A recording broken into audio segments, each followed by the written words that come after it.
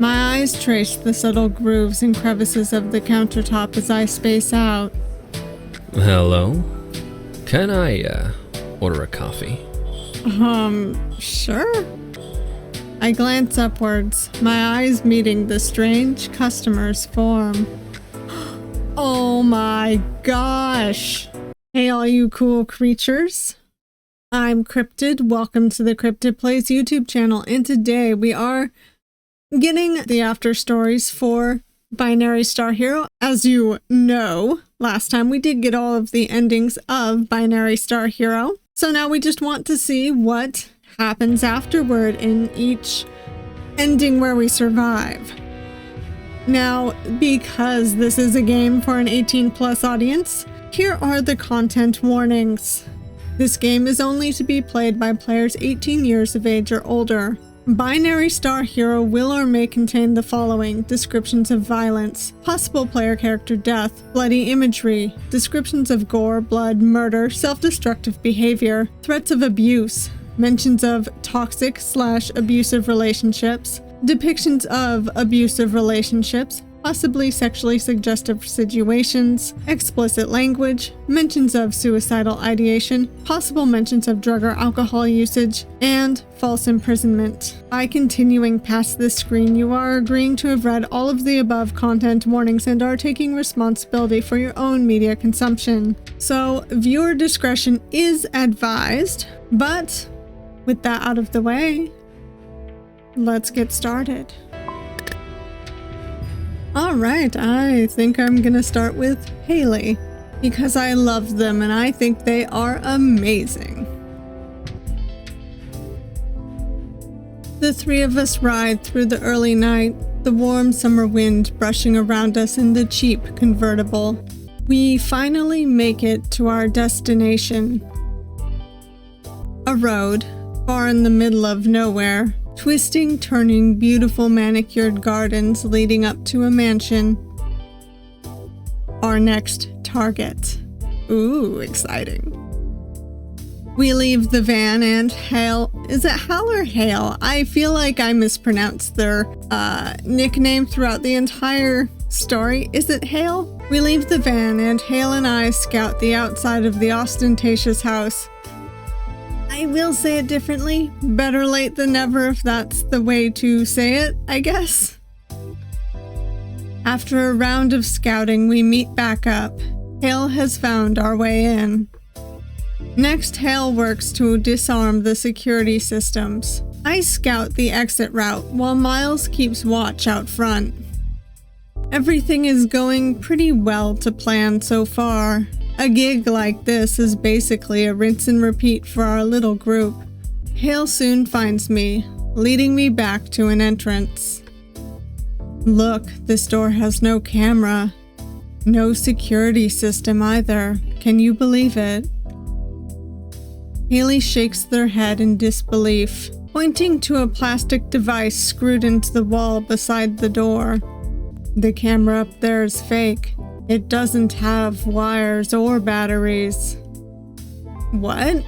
Really? Why would they do that? Haley gives a dry laugh. How do you think his mistress enters without alerting his wife? And for that reason, the cameras inside are also easily turned off. Wow, jackpot, I guess. Haley mumbles in agreement while easily unlocking the nondescript back door. Can you grab Miles? By the time I return with Miles in tow, Haley had already dismantled the indoor cameras. We enter in the mansion, the marble floors clicking under Hale's boots. Hale turns to us. So everyone remembers the plan, right? There's some silence, and then Miles leans over to me, whispering, plan? Miles, do you seriously have to forget every time? Miles pushes up his sweatshirt sleeves and holds up his arms. I wrote it on here, but then it kinda washed off in the shower.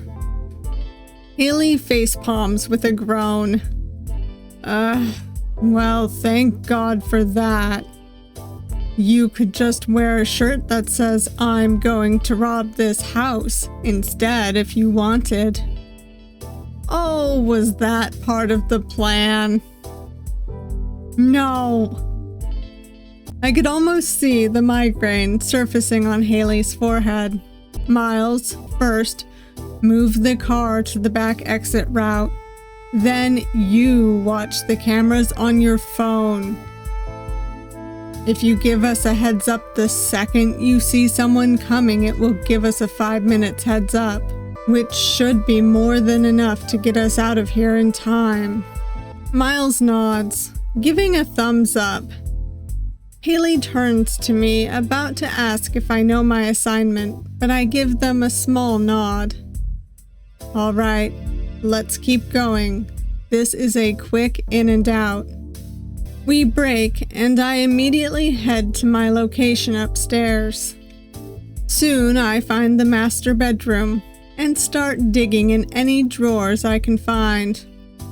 I place aside any item that looks like it may be worth something, making sure to throw some clothes around as I go so the scene appears as if the robbery was done quickly. But I know exactly what I'm looking for. I easily sift through the nightstands and then make my way to the closet next. I open the closet and blanch at the incredible amount of stuff. Books, clothes, pictures, perfumes, jewelry, boxes. The value in this closet alone could have estimated $1 million easily. After stretching my neck a bit, I get to work. I start pulling out fabric, jewelry, digging through boxes. Wow, that's a lot of stuff. I near jump out of my damn skin at the sound of Hale's voice. Frick, Hale, are you a ghost or something? Oh, sorry. I didn't mean to sneak up on you there. Did you already get the files? Yep, I didn't even have to force my way in or take the drive. The password was literally his mistress's birthday. 34 years younger than him, by the way. Gross. Ugh, yeah. Haley nods in agreement. You need any help? I could use some, yeah. Haley jumps in on my search, throwing valuables in my growing pile and taking extra care to search through the boxes. A couple minutes go by as we search and sift in silence. Oh my god, look at this shit. I glance up and Haley is sporting the most ridiculous hat I have ever seen.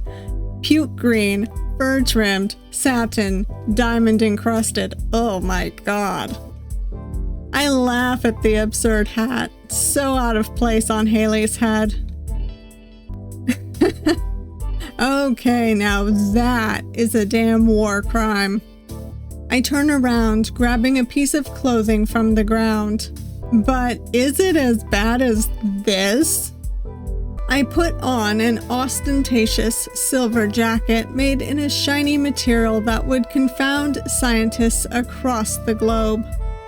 The shoulder pads let out obnoxious squeaks as I pose like a model for Haley. Haley's laugh bubbles over. Personally, it's not high fashion enough for me yet, darling. Haley purses their lips snootily in an exaggerated, joking expression. Now, if you add some of these, we can talk.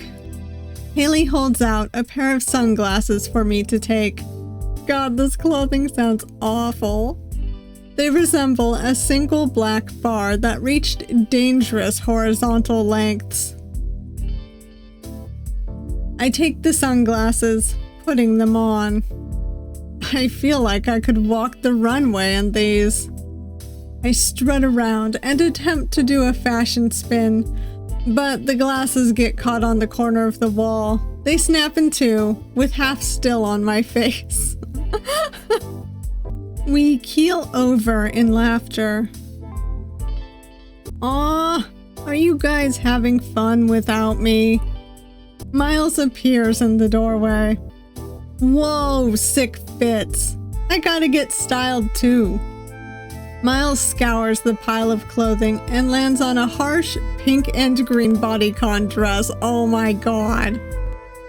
He smiles deviously, fitting it narrowly over his jeans and sweatshirt. Do I look pretty? I'm surprised we can make choices here. I don't know if either of these matter towards anything, so I'll probably just get both. You are the prettiest Miles in the whole world. Miles takes on a cutesy pose and a southern accent. Aw, shucks, y'all making me feel like $1,000,000. I walk over and put some all too large sunglasses onto Miles's face. Now you are pretty and mysterious. Do you think I can seduce a widowed old man in these? Seduce? Not sure. Rob a bank though? Definitely. Miles looks off into the distance, deep in thought. Kinda the same thing if you think about it. Alright, now I'm gonna go get the other choice. Yeah, but not as pretty as Hale. Aw, you always take Hale's side, he pouts. Skill issue. Miles moseys over to a pile of discarded clothing. He rifles through it and starts to dress himself in random things. Okay, what about now? Haley and I look at Miles. His arms are covered in Rolexes up to his elbows, and he sports the most obnoxious pair of sunglasses. Haley and I break out into laughter. The three of us continue trying on clothing, joking, soon dancing and singing, wearing ridiculous coats, scarves, dresses, and boots. Haley spins me while we dance together. I lose my footing, tripping over a dress, or maybe a necklace. A large painting topples over as I bump into it, knocking it off the wall. Underneath the painting is a safe. We all stare, shocked. Hey guys, I think we found it. They look at the safe. That's definitely it. How much do you want to bet it's the same password? The mistress's birthday? He wouldn't. That would be so... ka-chunk. Dumb. Haley opens the safe, smiling confidently at me. They take out the documents, sifting through them. This is it. We got him. Let's pack it up and... A light flashes into the house from the driveway. Miles, when was the last time you checked the cameras? Miles holds up his phone. The screen is black. Oh yeah, my phone kinda died. Rick, we gotta get going now. I gather up what I can of the valuables and we break into a sprint down the hallway, then the stairs. The light approaches, bouncing in the windows, illuminating us. A string of curses spill from my lips as my legs carry me as fast as they can through the long hallways. As we finally make it to the back door, I hear the lock click on the front door. Haley already has the car started as I hop into the back of the convertible. We peel out of the back exit as the lights turn on in the house, my heart beating 100 miles an hour. We hit the road with speed, heading north into the night. We did it! Oh, thank God we did it! We did it! Hell yeah! Woo! We celebrate and shout, driving into the night. After a few hours, we begin to slow as we drive through a small town. Let's get some food and bowling. Bowling? Haley pulls up to a large building labeled in neon lights as 24-hour bowling and diner. My treat tonight. Haley swivels their head, looking at both Miles and I. You guys aren't tired yet, right? Bowling! I love bowling! Miles gives a small whoop and eagerly jogs towards the building. Bowling it is, then. Haley strips their catsuit, changing into their usual fit. We walk into the bowling and diner combo. Surprisingly, it is quite busy. The usual patrons and workers seem to know Haley fondly, offering them free food and lanes. Haley turns them down, insisting on paying for our group. We walk up to the lane that has a small table in the back. I ordered us a bit of everything. Haley gets up and stretches. So, who's ready to get beat?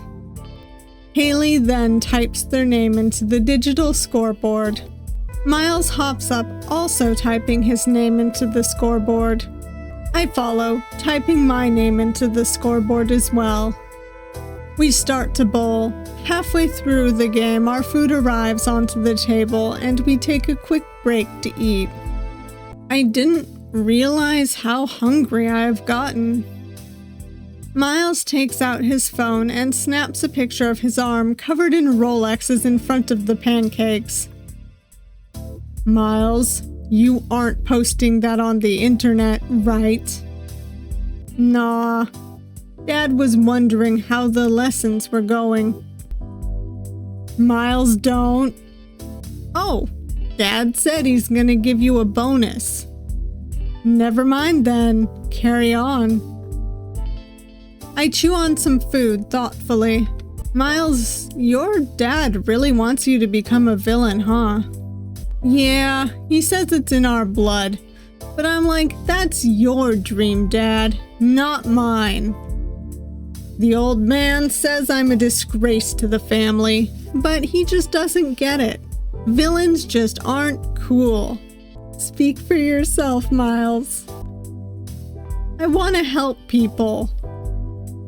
Miles's usual cheery demeanor shrinks, and he hunches over, staring thoughtfully at the pancake in front of him. A sympathetic look moves across Hale's face. Don't worry about it too much, Miles. Maybe if we work hard, we can show him that it's not realistic for you to be a villain. Really? Hale smiles. Yeah, but let's not think too much about that for now. We've got some bowling to do. Miles instantly cheers up, shooting forward from his seat to the lane. Despite how much they tend to bicker, Haley does seem to know how to cheer Miles up. He walks over and grabs a bowling ball, hurling it down the lane with a surprising amount of precision. Miles scores a strike, and Haley and I cheer for him. He looks so proud of himself. I look at Haley. I can tell they are genuinely enjoying themselves. Close to 4 a.m. in a diner that features both pancakes and bowling, something close to peace travels over me, and I can't help but to smile too. In this moment, life felt so beautiful, felt so perfect. And I won't tell Miles that it was actually my turn that he threw that strike on. Eventually, we finish our game and our food. Miles was unexpectedly proficient at bowling. We leave the diner behind us as we drive out into the day. The sunrise greets us as the road paves our way forward to our next town, to our next adventure. Part of me never wants this beautiful moment to change. Alright, now that we've finished Haley's after story, we are going to go on to Doubles. I will let you know right now that this one does indeed contain an abusive and toxic relationship, so if you want to skip it, I will put a time on the screen, as well as have the actual chapter select / timestamps that you can use on the video bar. But as far as I know, his after story is a little dark. So without further ado, let's get to that one.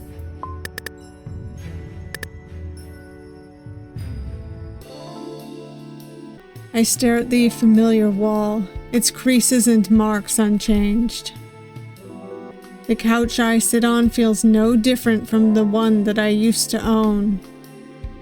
The living room even smells slightly of fresh flowers and wood. It's uncanny, as if I had been transported back in time. As if nothing has changed. But in reality, entirely too much had changed. The door clicks open. I don't even have to turn my head. I already know who it is. Not even a welcome home. He calls from the threshold as he enters. Welcome home. I mumble in response, devoid of all enthusiasm. Double doesn't say anything. Instead, he continues to the kitchen, placing some things down.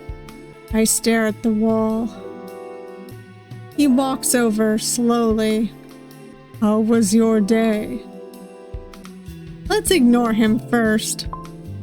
I refuse to look at him. I continue to stare at the wall with resolve, as if he doesn't even exist. You are being pretty freaking rude, you know. I clench my jaw and strengthen my resolve. A minute of silence passes.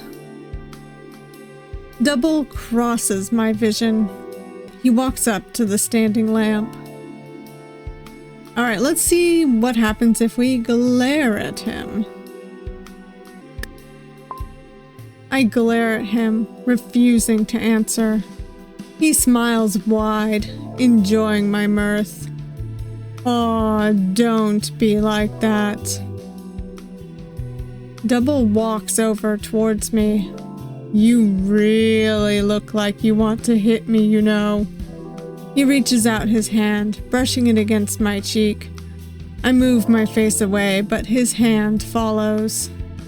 It's okay being upset, but you shouldn't carry that anger with you. It's unhealthy. He moves his hand, brushing a finger over my lip.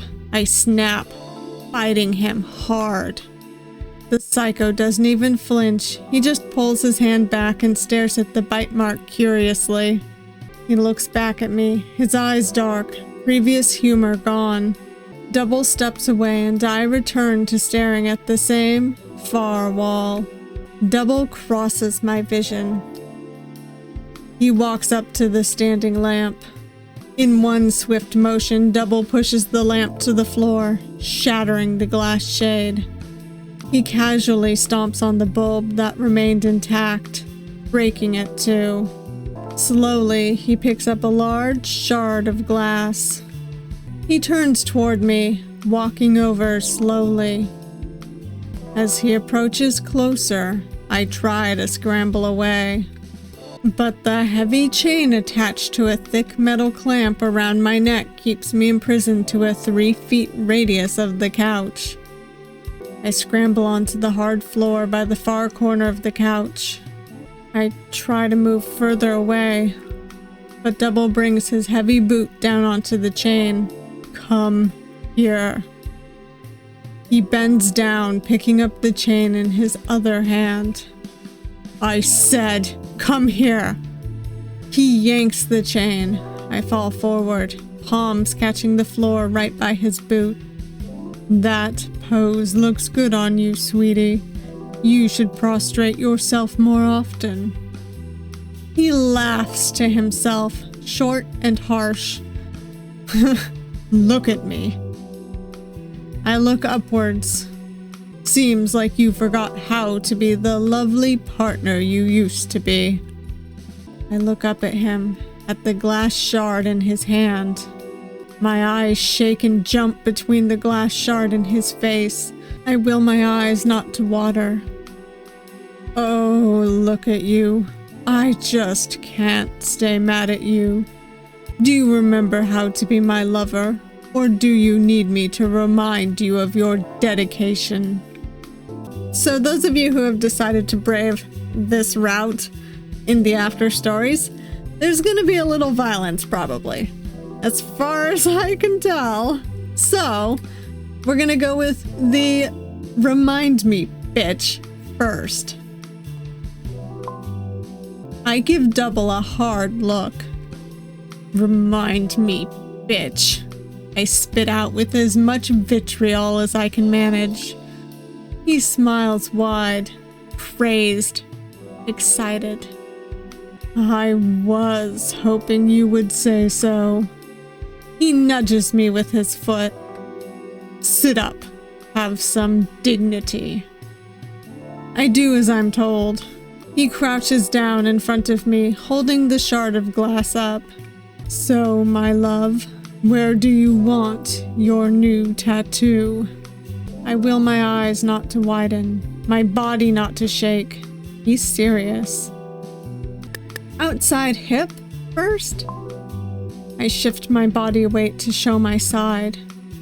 Double's eyebrows shoot upwards in a rare show of genuine expression. He looks back up at me, and I smirk at him. This spot. He taps the glass shard against my hip, trailing it down roughly. It catches on the fabric. Is where animals get branded, darling. Did you know that? Are you trying to appease me? Tease me? Or does it just come naturally to you? Unfortunately, I don't quite agree with your choice of location. His eyes brush across my body. I think I'm gonna go see what the other one says, because this is probably where it diverges. My wrist, which is, the implications of that are also not nice. I hold out my wrist. My wrist. Double laughs genuinely, his hair falling to the side as his head throws back. You could die like that, you know. I stare at him, expressionless. Make it deep. So bold. How could I ever not love you? He takes my wrist, kissing it lightly. Unfortunately, I don't quite agree with your choice of location. His eyes brush across my body. I think... He brings a finger to the tip of my nose and trails it downwards. He stops his finger when it reaches just under my collarbone. Here is perfect. He brings his hand up to cup my chin. Now, honey. You can bite me this time. In fact, you will probably need it. But be careful not to squirm too much. We don't want any mistakes, right? Double raises his hand up to my mouth and I latch onto it. I'd rather give some pain back to him, even if it is of his own decision. Wasting not a second longer, he presses the glass into my flesh. I scream, biting down into his hand at the breaking of my skin. He smiles at me as he carves with a steady hand. I continue to scream, muffled by his hand that remains firmly held between my teeth. He carves slowly with diligence. The seconds linger as if they are hours. I can feel his carving. My split flesh. The warm blood rolling down my chest. My body breaks out into sweat, and tears roll down my cheeks. Some hit the open wound, making it sting harshly. After what feels like an eternity, Double finally sighs and backs up. He drops the piece of glass to the ground and holds my shaking shoulders. Look at you. You are ephemeral. So lovely. He places kisses on my face, and I am too in shock to even move away. Double gets up. He moves away, soon returning with disinfectant supplies. He cleans and bandages up my wounds, taking time to wipe away my tears and whisper reassurances. Double scoops me up from the floor, setting me on the couch in his lap. He holds me tight, breathing in my scent. He is an absolutely horrible human being. Good God. I missed you all day, honey. Couldn't wait to get back home and see you. I couldn't get myself to speak. What movie do you want to see this weekend for our date? Let's stop by the bookstore after.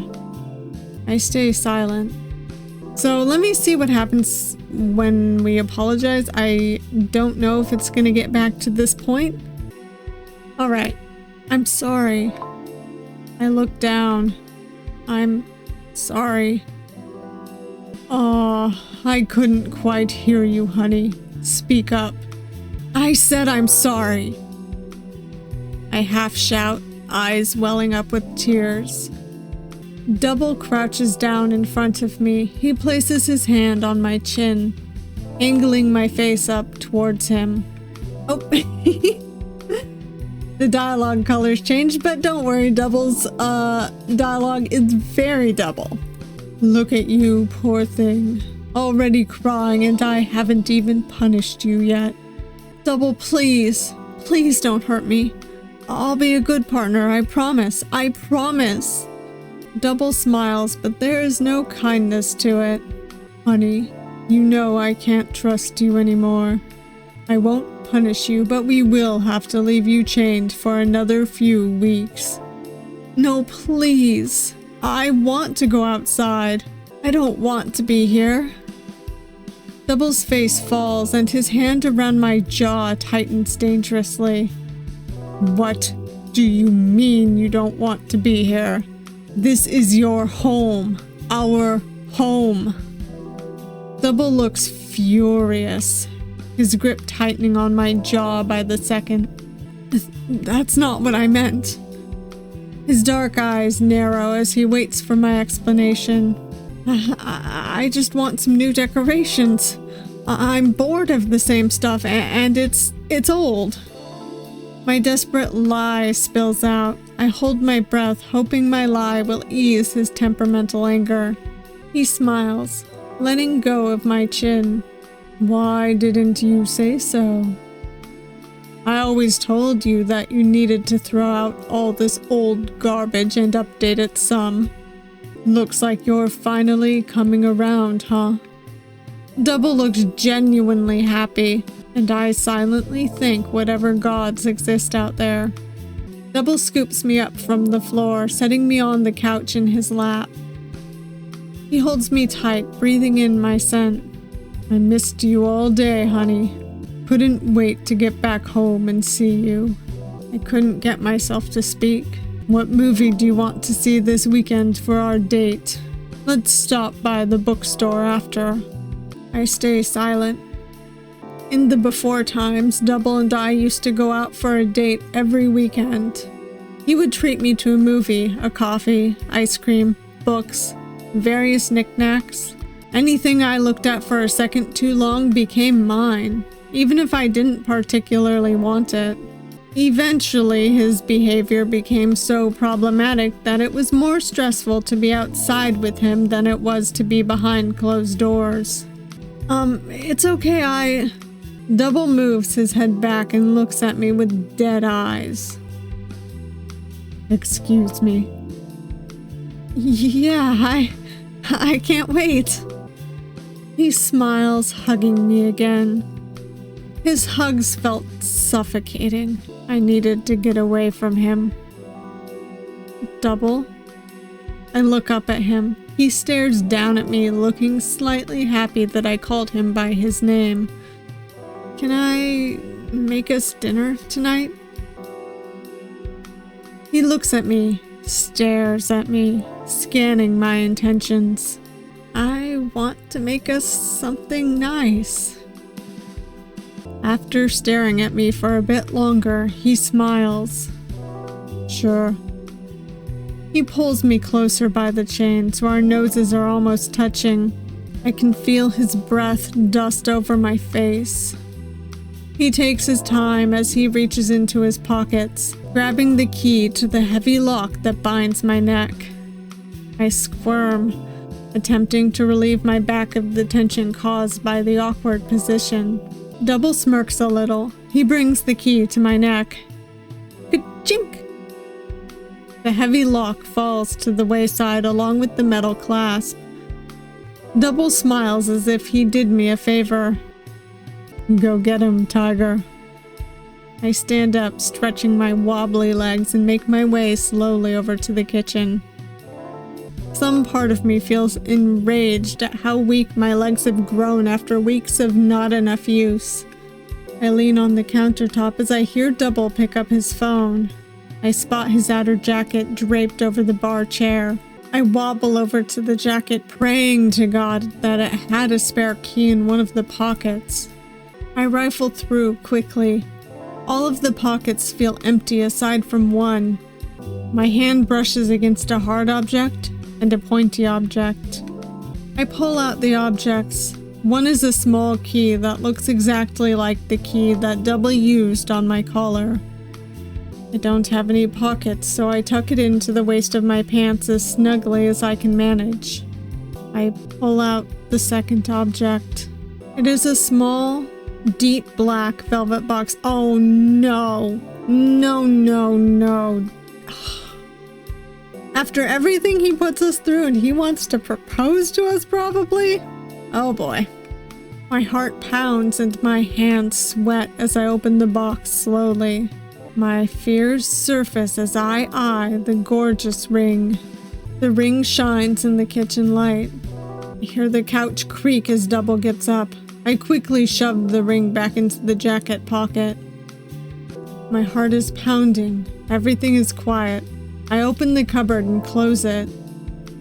Double takes another phone call. I look at his jacket pocket again. Is he really?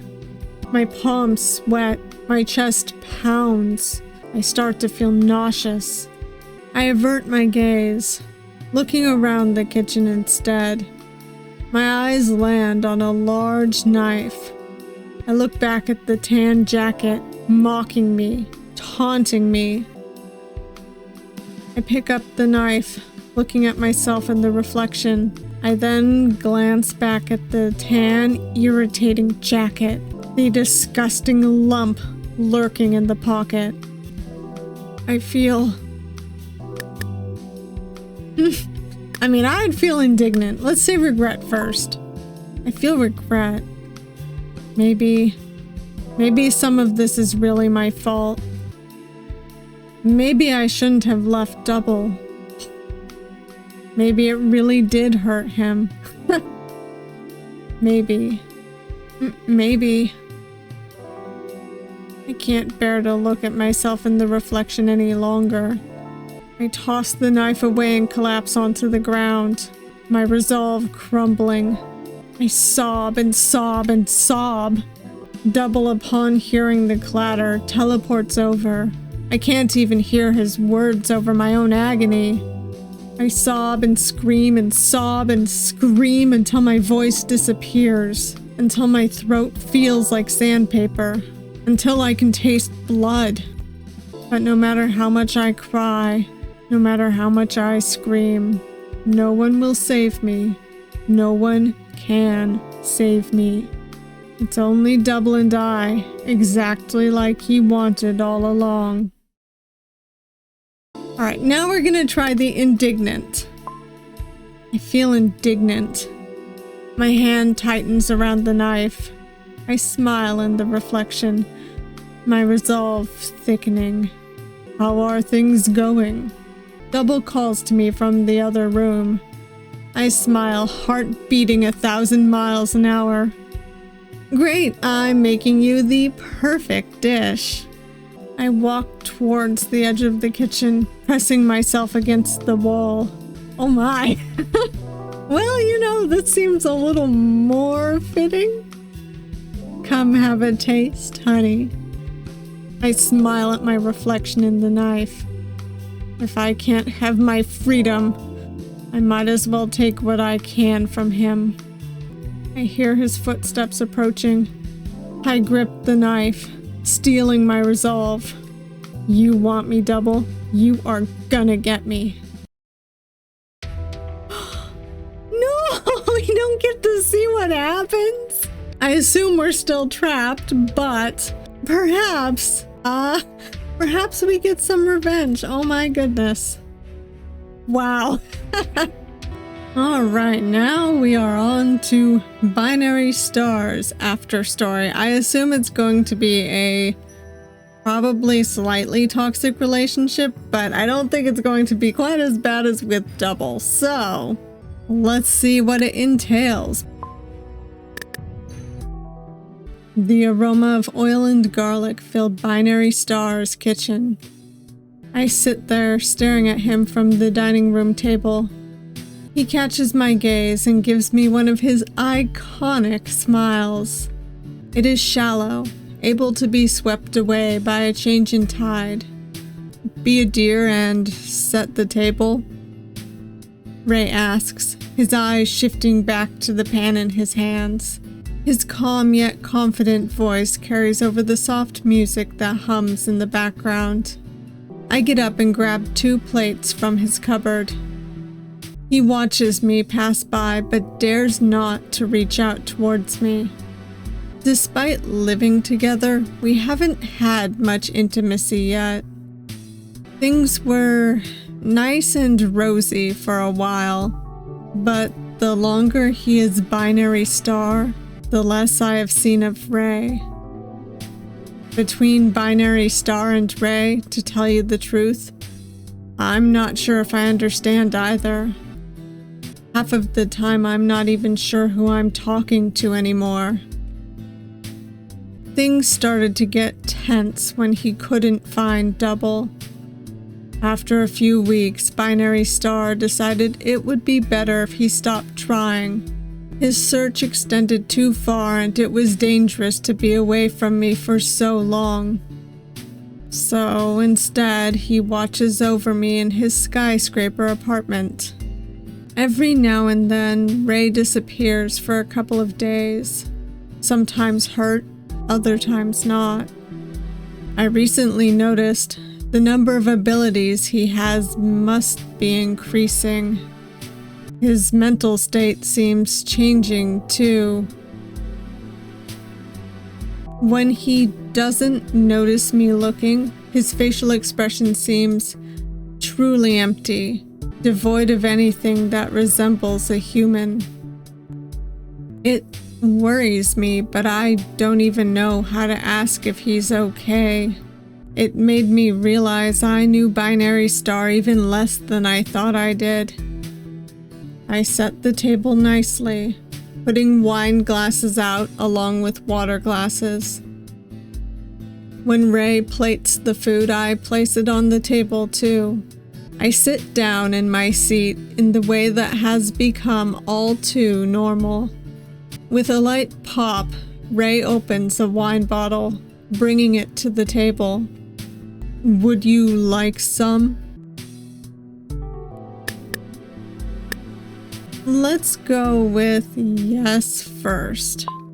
I nod lightly and Ray gives a tasteful pour into my glass. I watch, mesmerized by the dark liquid as it lightly ebbs against the crystal. Ray pours himself some and sets it on the table. We start to eat. Alright, let's just see what happens if I say no. No. I'm okay, I think. He smiles. Probably for the best. What's that supposed to mean? I didn't mean it as an insult.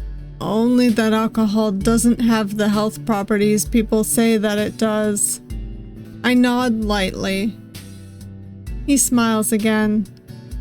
We start to eat. Silence rests over the soft music. Music Ray somehow knew that I liked.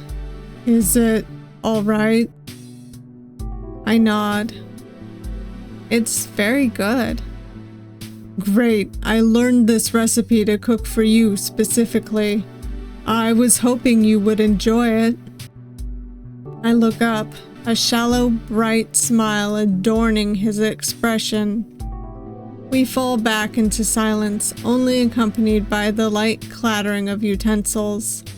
Soon enough, the dinner is over, and Ray takes my plate. I get up from my seat, wine glass and water glass in hand. Ray? He turns around at the sound of my voice. I really need to go outside. His face immediately falls, shedding the mask he so often wears. I can't stay all cooped up like this. Ray places the plates in the sink with a sigh. He washes his hands and dries them off. Every elongated second makes me more nervous. Ray finally approaches me. As he walks over, there is a loud explosion. The ground shakes and the lights flicker. I stumble, dropping the crystal wine glass, which shatters onto the ground. The flickering light reflects off of the hundreds of glass shards, illuminating them like stars. Don't move. Ray is over me in a split second. He leans down gently, scooping me into his arms and lifting me without an ounce of effort. Ray holds me in his arms as he saunters over to the window. My star, look. I look up at him. He stares out of the tall window, one of many that lines his apartment. I follow his gaze, my eyes landing on a dark cloud that begins to cover the other side of the city. They're back. The aliens begin to stalk across the city, destroying and decimating as they please. Yes. It's unsafe for you out there. The heroes aren't equipped to protect the city any longer from those things. He smiles at me, then turns back to the window. But the aliens, they are smart. They won't bother us. So the whole city will be ours. We won't ever have to worry about double coming after you again. I press my finger against the window. The alien moves underneath it, flames and smoke trailing behind. What happened to the... Actually, will the aliens stop at just this city? Would the aliens just stop after taking over this city? Ray gives me a measured look, then he smiles. It's hard to say. My guess would be no, but who knows? I watch as more aliens move across the horizon, the glass chill on my fingertip. As I watch a tower in the distance topple and crumble, it makes me feel... I'm gonna go ask what happened to the other heroes first, and then we'll come back to this. What happened to the other heroes? Ray looks down at me. He gives me a sad smile. They couldn't keep up with the demand. The aliens got smarter, but the heroes didn't. Between the aliens and villains, heroes just started to drop like flies. Gee, I think someone might have helped that process along. It's a harsh world out there. I watch as more aliens move across the horizon, the glass chill on my fingertip. As I watch a tower in the distance topple and crumble, it makes me feel scared. It makes me feel scared. These terrifying beasts lurk and kill. We have no real idea how many of them there are, what they plan to do. Ray holds me a bit tighter. Don't worry, I'll protect you till my last breath. They won't be able to touch a hair on your head.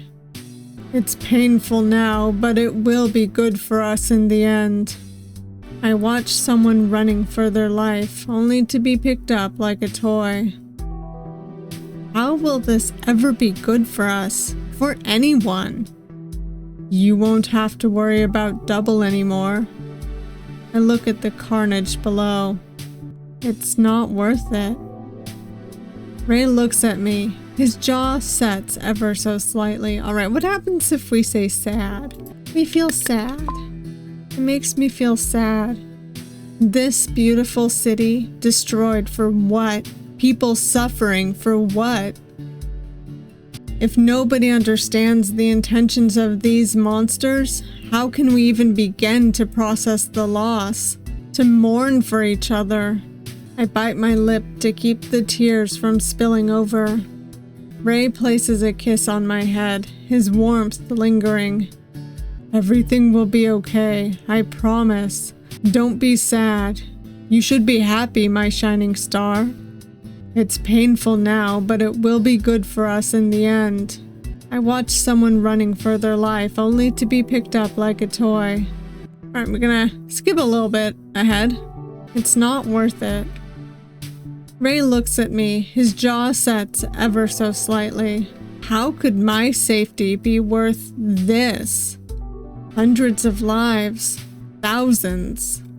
The other heroes may not be able to do anything.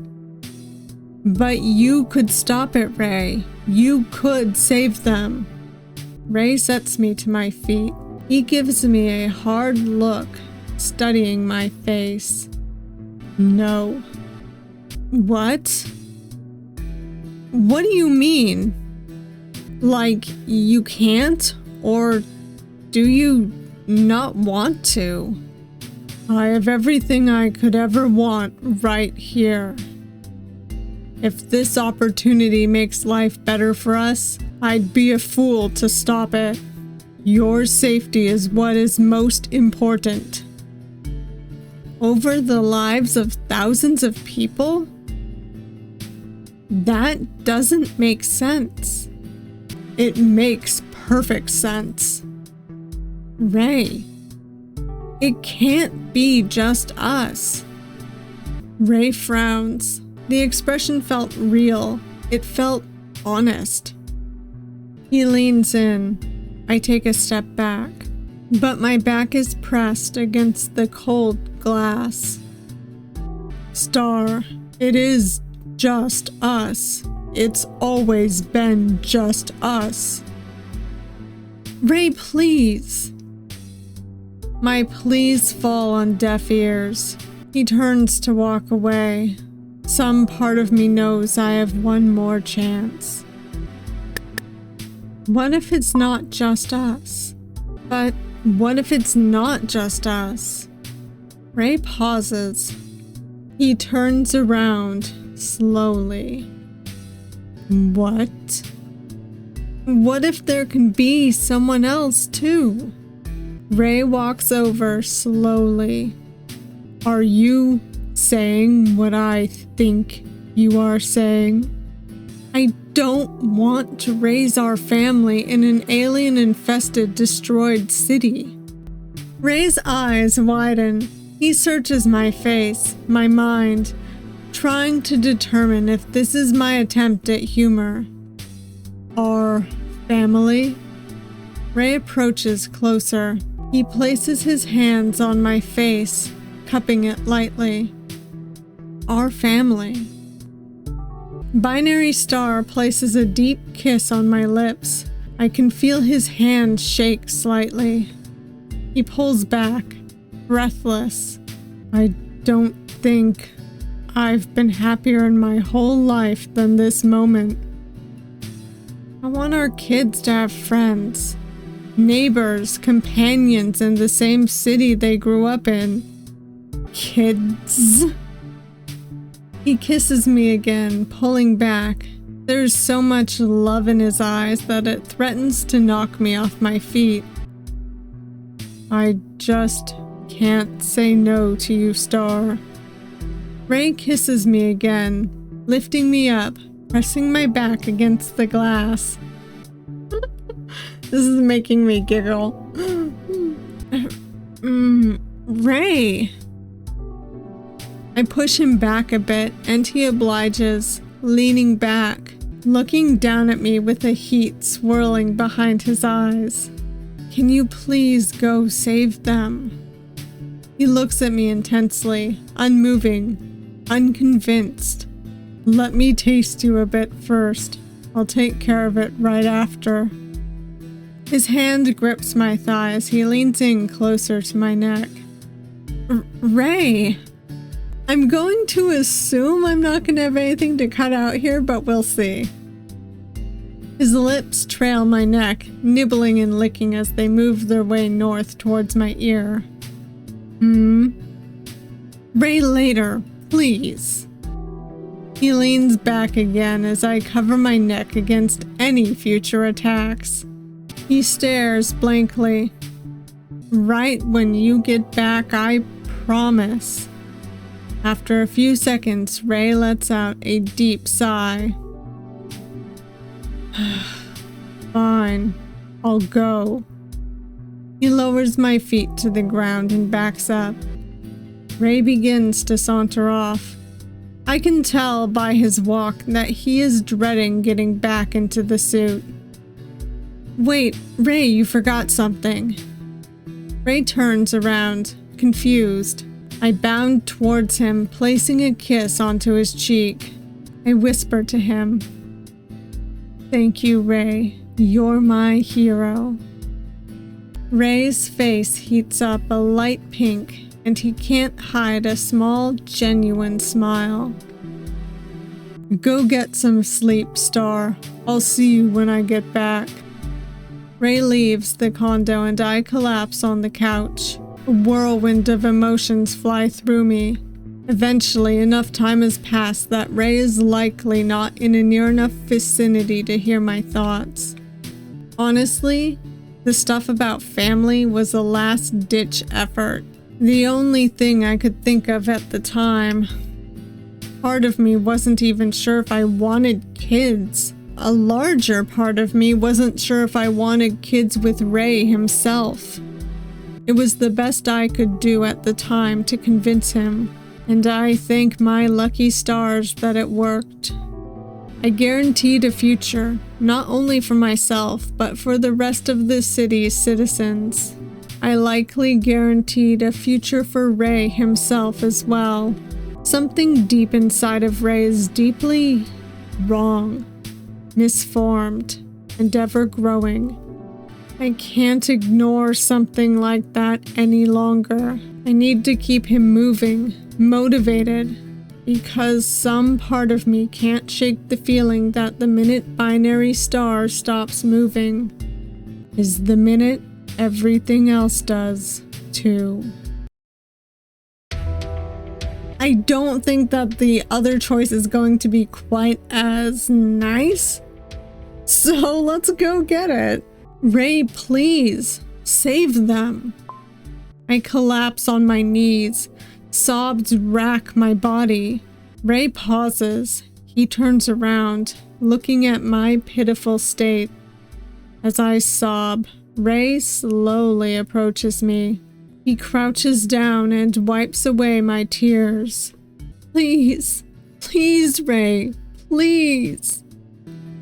I sob like a broken record. A carousel of conflicted expressions drift across his face.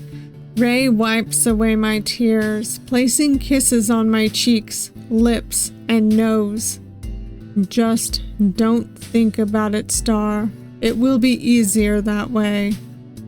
I can't just not think about it. So many people will die because of me. I can't live like that. I can't go on living knowing that. Well, I won't let you die either. Then what am I supposed to do, Ray? Tell me. If this happens, if people die like that, I can't forgive myself. I will curse myself and spiral into despair.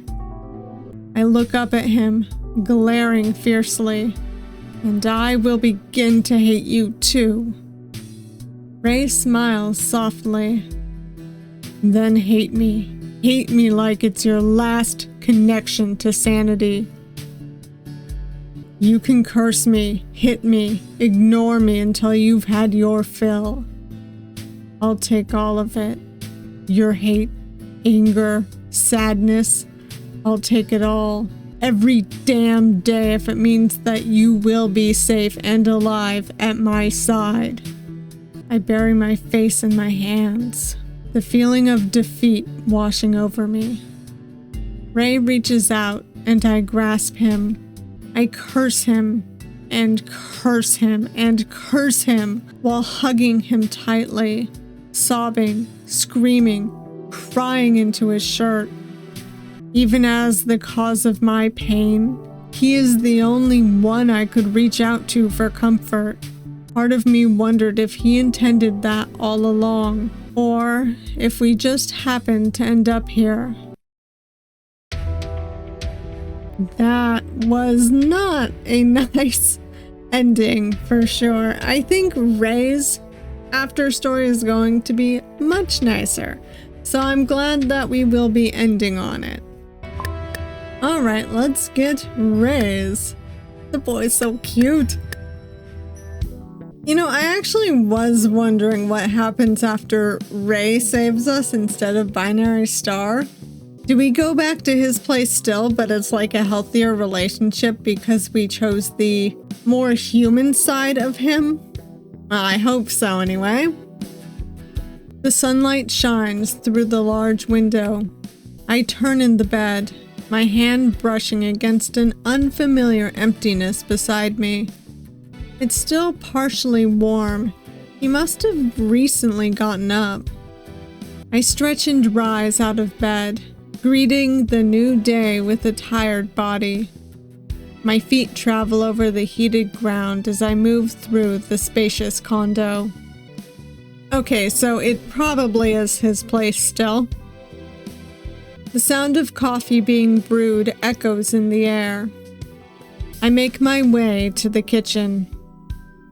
As I round the corner, I see Ray leaning against the counter, looking over a stack of papers. Oh, good morning. I yawn. He looks up, slightly surprised, placing the stack onto the table as he makes his way over to me. Oh, good morning, Star. How did you sleep? He places a kiss onto the top of my head. I think I had a nightmare. I think I had a nightmare? Ray's face looks concerned. His voice comes out gentle, slow. Do you want to talk about it? I shake my head lightly. I'm not sure that it'd make sense even if I tried. Ray smiles sympathetically. He walks closer. I used to have nightmares pretty often as a kid. What helped you get rid of them? He smiles softly. Well, I don't think I ever really got rid of them. After a while, you just get used to them. They eventually just stop being scary. He brushes down some of my bedhead.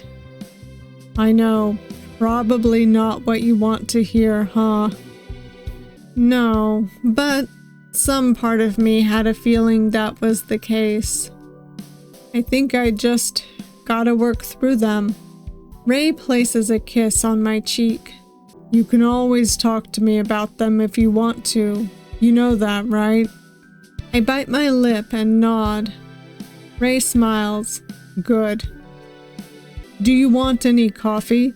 Ray asks while picking up a mug. Alright, I'm gonna go back and see what happens if we say we slept okay. I slept well. I think I slept pretty well. Ray smiles softly, straightening out my bunched up shirt. You sure look like you slept pretty well. I pull a face and Ray laughs. Don't pout, Star. You look cute. You were so peaceful while asleep. I tried my best not to wake you when I got up. Ew, you were staring at me while I was sleeping? You creep.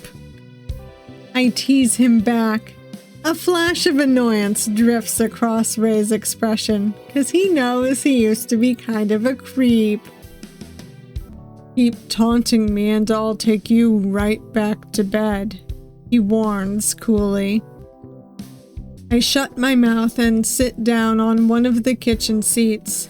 Do you want any coffee? Ray asks while picking up a mug.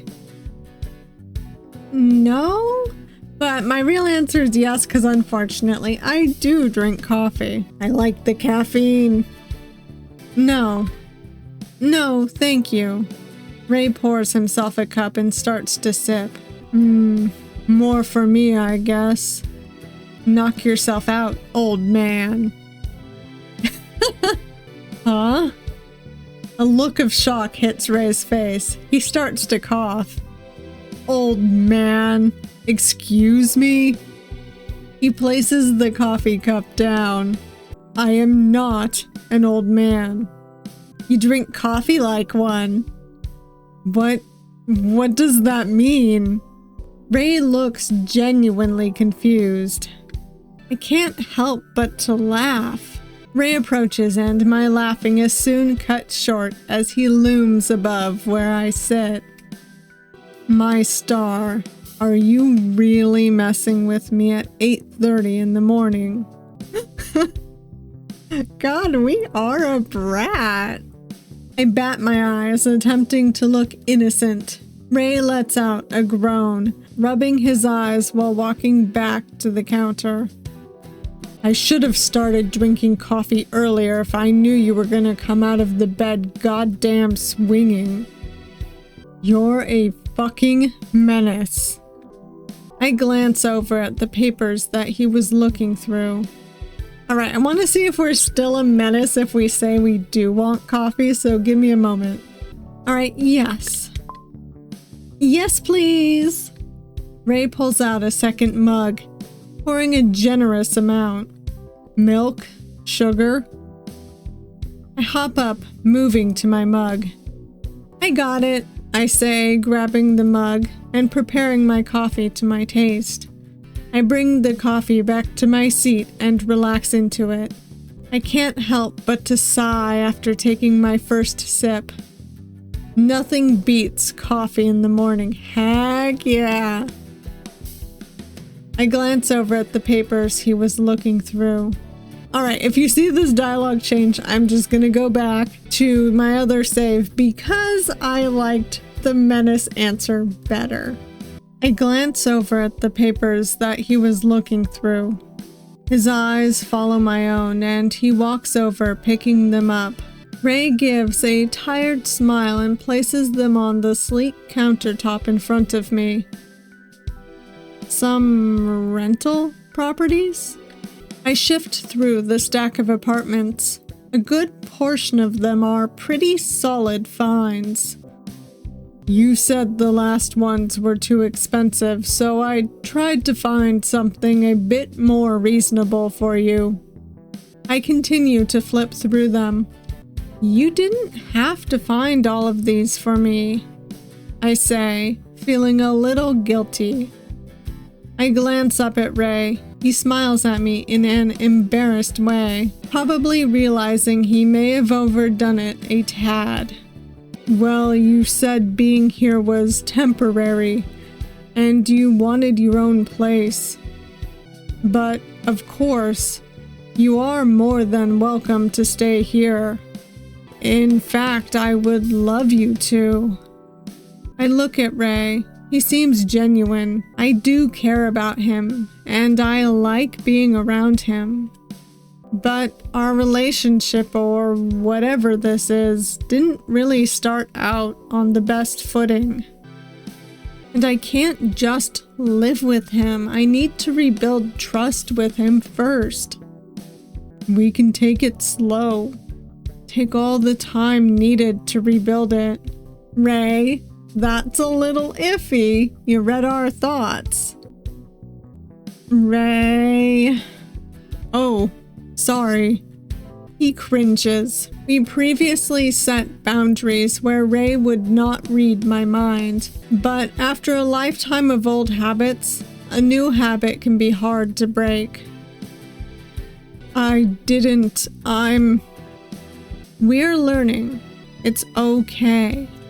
Ray smiles, seeming genuinely relieved. I dog-eared the ones that I thought looked good. I started flipping through, looking at all of the bookmarked ones. Something similar seemed to carry throughout all of them.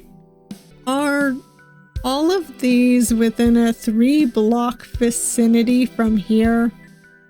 Ray gives a little smirk, sipping his coffee. I still want you close to me, Star. Sue me.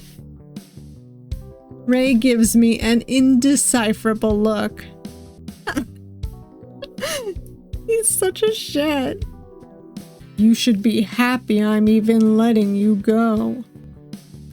A second passes before he smiles. Oh, he's learning to be a brat too, I see. Kidding. He was not kidding. So, what are your plans for today? I think for a moment, but decide on not responding to his former statement. Probably job hunting, visit some of these rentals. This one looks pretty good, I say, pulling a paper from the stack. Ray sips his coffee, looking thoughtfully. Sounds nice. Maybe I'll join. I don't remember inviting you, and don't you have work? Ray sets down his coffee. He brushes a hand through his hair. Not really feeling it today. Ray, you protect the whole city. What do you mean you don't feel like it? They can deal with me skipping a day. If the city can't protect itself for a single day, it doesn't deserve to have the peace that it does. Didn't that supervillain Vandal announce that he was going to attack the city today? Ray sips some coffee, waving his hand dismissively.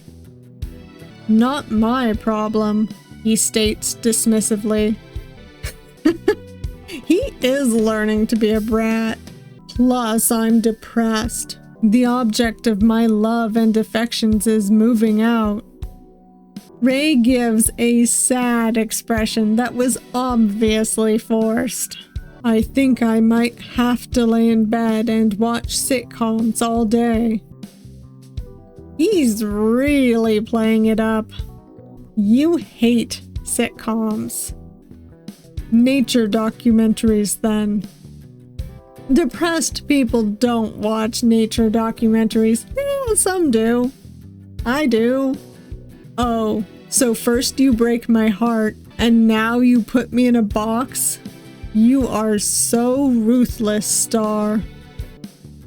Ray cracks a smile, unable to keep a straight face. You are so insufferable. I learned from the best brat around. He gives me a cocky wink. Ray starts to rinse his mug. Ray, are you really not going to protect the city? Ray doesn't answer and just places his mug in the dishwasher. I get up and approach the tired-looking blonde man. Ray, please. No. Ray. Ray sighs, his shoulders slumping. Fine, but I need to steal some energy from you first. What? Ray turns around and wraps me into a tight hug. His arms and chest surround me like a cocoon, his soft sweater plush against my face. His hot breath brushes against my ear, making goosebumps rise on my skin. My face heats up, and I start to squirm. He continues to hold me. I can feel his calm, steady heartbeat. Something in me knew he was holding on to me as if I was his last thread to this world. Stay with us, Ray. Don't disappear. He breathes me in and exhales, grounding himself to humanity. A minute or so passes. Finally, Ray pulls back. Okay, sorry. I feel energized again. I'll go to work now. Sorry for worrying you, Star. Do your best today. Ray looks at me curiously. You can do it. I give a small fist bump, getting embarrassed as I try to cheer Ray on. Ray covers his face, turning away. I knew he was trying his hardest not to laugh at me. Oh my God, Ray, you are so rude. I pout, crossing my arms, looking at him through knitted eyebrows. Ray laughs genuinely, his eyes creasing and eyebrows pressing upwards. My pout softens as I realize I've never actually seen him laugh genuinely before. He reaches over and ruffles my hair. You are just too goddamn cute, you know that? What am I gonna do with you, Star? I was trying to cheer you on, I mumble, looking away, face red. Ray puts his hands up in defeat, smiling. I know, I'm sorry. I didn't mean to laugh, really. I promise I won't laugh next time. I look at him skeptically.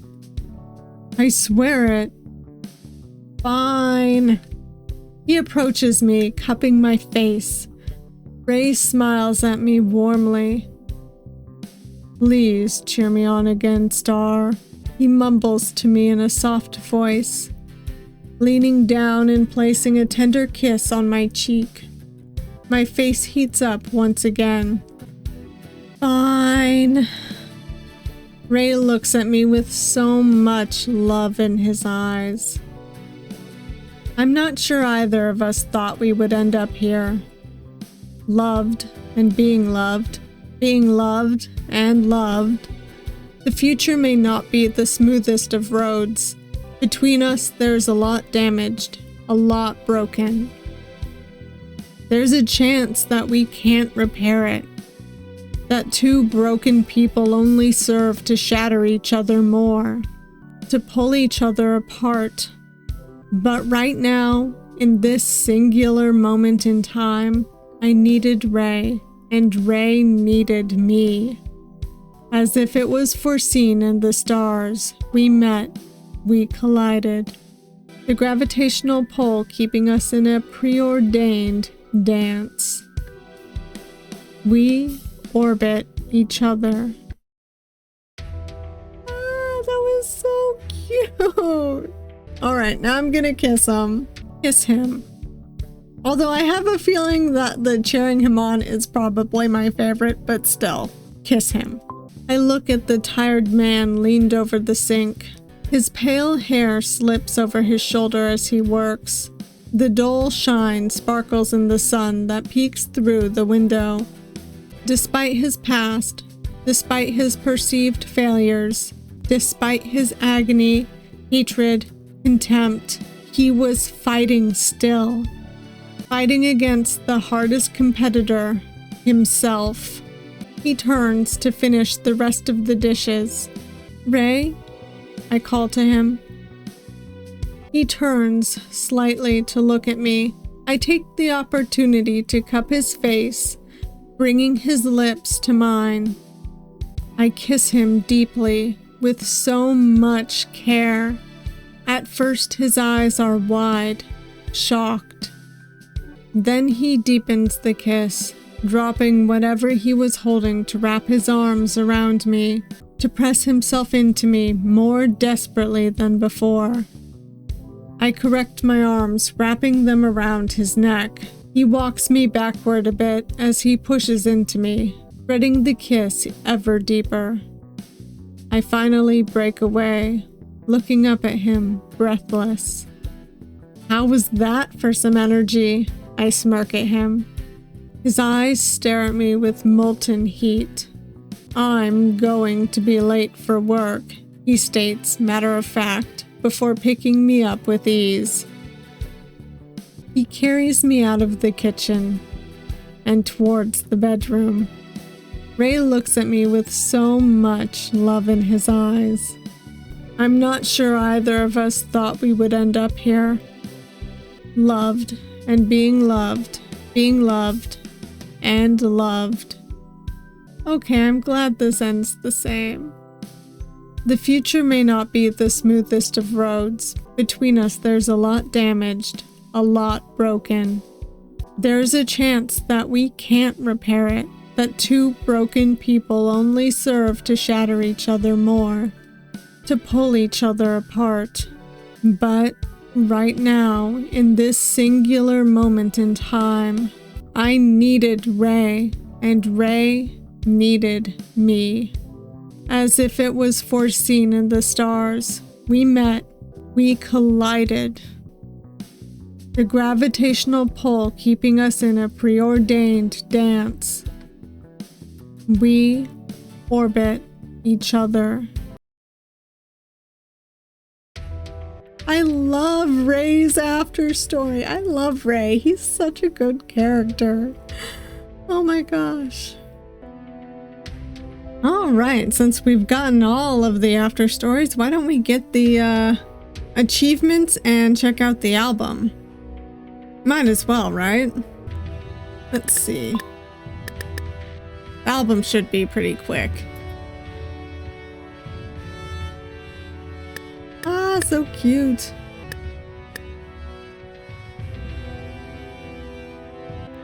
Fascinating. I didn't realize that would change, like, even in a light.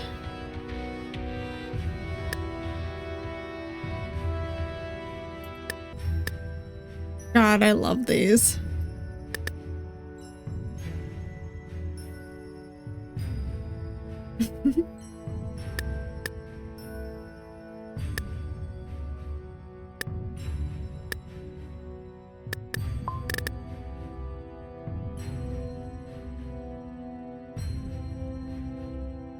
I love how we can get all of Ray's expressions. It's really cool, actually.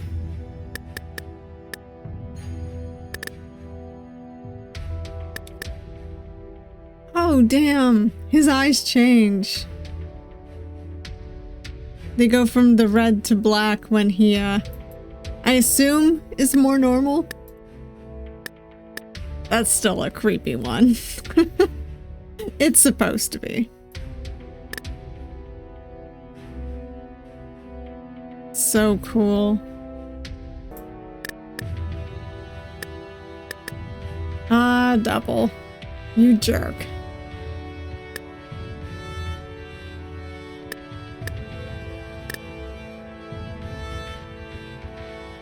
They're so beautiful. Alright, now we'll check out the achievements. I think I've gotten all of them. Okay, center of the universe, into the quasar, lone star, faded to orbit, double the trouble, shapeshifter, binary star hero. So those would have to do with the endings, I think. What is this one? Oh. The day has been slow. Not many people coming or going. I can't help but to space out. My eyes blur as I fight to keep focus and stay alert. Maybe I can use some coffee myself. My eyes trace the subtle grooves and crevices of the countertop as I space out. Hello?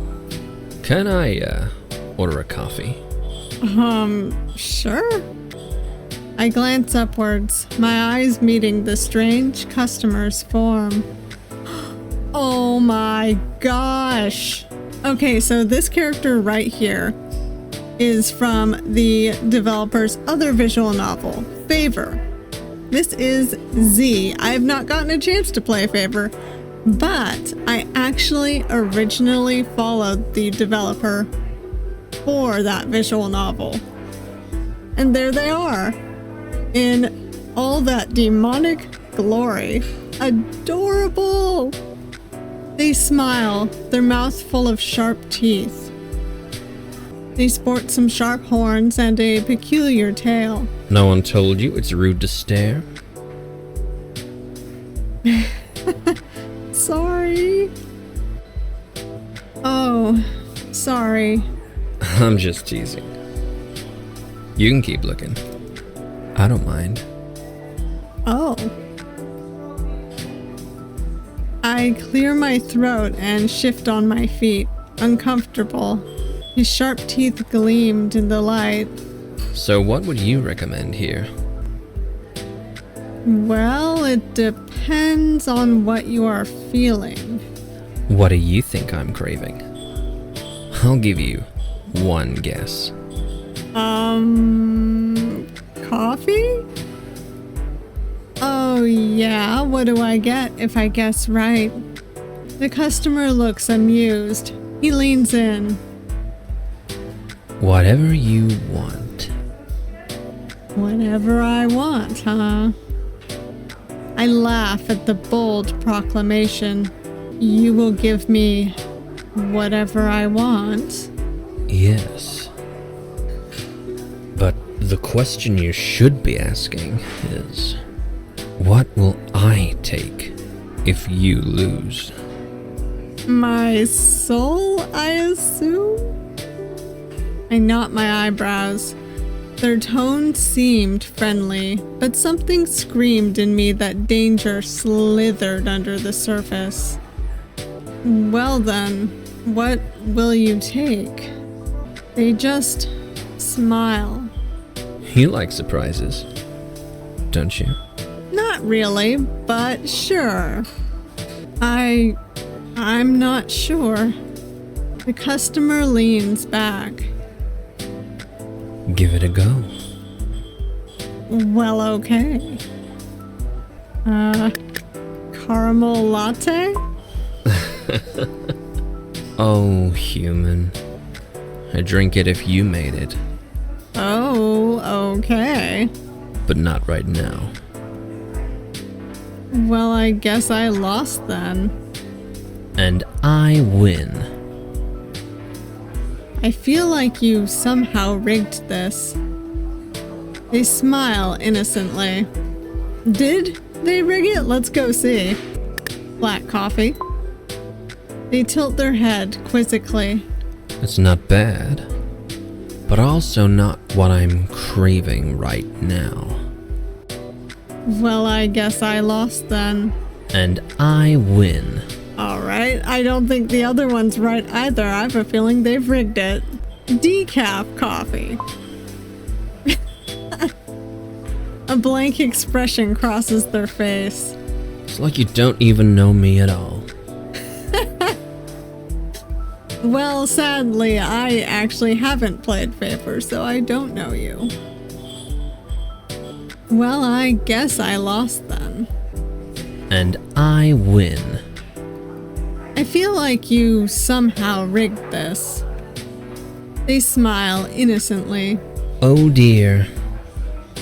Oh me, oh my. What a sore loser. Just a little. The customer openly mocks me, cackling loudly. You are such an asshole. You love that about me, though. I think I do. You love me. Sure. What? No, I don't. I don't even know you. Yes, you do. No, I don't. My head begins to reel. My surroundings feel wrong. You didn't even ask yet. The customer leans on the counter, looking down at me. I back up a bit, frazzled by the sudden closeness. Ask what? I start to feel dizzy. What I get to take now. We should stop playing around. No, you lost. So now you pay the price. Oh boy. The customer, Z, leans in close. With your sleep. My jaw drops. What? I'm taking your sleep from you. Sounds horrible.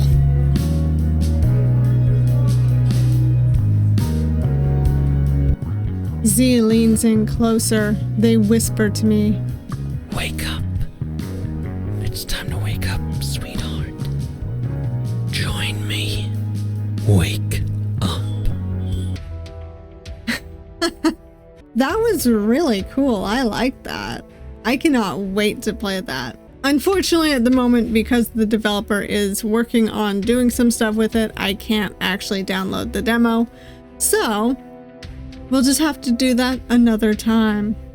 Well, we've gotten the after stories, we checked out the gallery, we got the achievements, and I am going to say it, something about Binary Star Hero really clicked with me. This was truly an incredible visual novel experience, and I actually may revisit Binary Star Hero in my own time. The entire story was, quite honestly, really cool. I truly enjoyed the premise that the player character was an ex-villain who just can't escape from their past in one way or another. Their former partner in crime chased them down. They were stalked by the top superhero Binary Star for 3 years without even noticing. Even Haley was implied to have been the cat that the player character had petted during that house break-in that Ray had taken a picture of, and I loved all those connections. It was also seriously cool uncovering that information.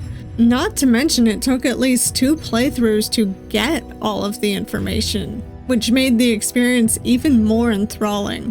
It was like seeing the story through a whole different lens after the first playthrough. Not to mention, on top of all of that, having a yandere superhero was a whole lot of fun. I went into this not being quite sure if Binary Star / Ray was a yandere until we looked through his stuff. It was just such an oh moment. He was incredibly subtle at first. And you know, beyond that, the characters were just so well written. They had great personalities. I was endeared to each one of them, except maybe Double, but my feelings for him are a little different.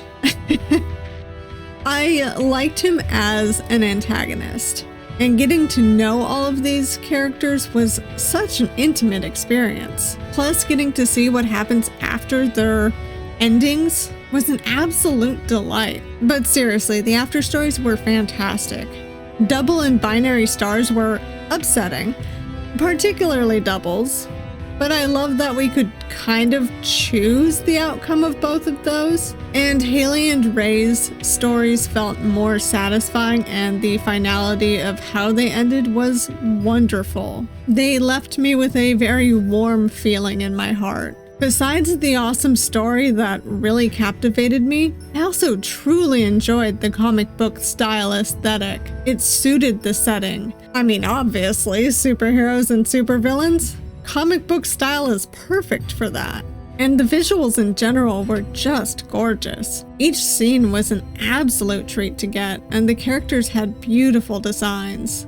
The music, done by the ever-awesome Zach Valence, also definitely added to the feelings that each scene was trying to convey. The way it started off kind of soft and jazzy, or even this menu screen right here, which has this very epic superhero song on it, and even the unsettling music that we got, it was all just so fantastic. I just really loved Binary Star Hero. I love comic books and superheroes and supervillains. And this visual novel encapsulated all of that so well, with also making it kind of slice of life. And I am very much looking forward to playing the developer's other visual novel, Favor, especially now that I got that very interesting introduction to Z. And if you made it this far, I really hope that you enjoyed this video, and I hope that you enjoyed Binary Star Hero as much as I did. If you did like it, please hit that like button. And if you want to see more of me but you haven't yet subscribed, please subscribe. I upload videos every Monday, Wednesday, and Saturday, as well as extras and shorts randomly throughout the week. I also stream on Twitch. It's kind of fluctuating. Usually it's Fridays and Saturdays, but Thursdays have been coming back into the mix, and sometimes Fridays have been disappearing. So if you want to see me live, come on by then. Saturday is the only constant. And I hope to see you all next time. Bye.